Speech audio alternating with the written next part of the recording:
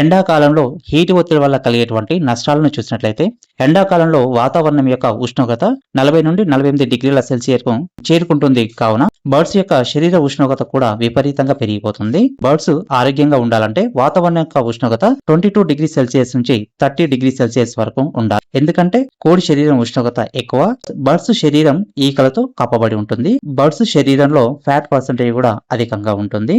అదేవిధంగా బర్డ్స్ లో ఎలాంటి స్వెట్ గ్లాండ్స్ చెమట గ్రంథులు లేవు కాబట్టి శరీరంలో ఉన్నటువంటి వేడిని నోటి ద్వారా కానీ రెక్కల ద్వారా కానీ లేదా విసర్జన ద్వారా కానీ మాత్రమే కంట్రోల్ చేసుకోగలదు.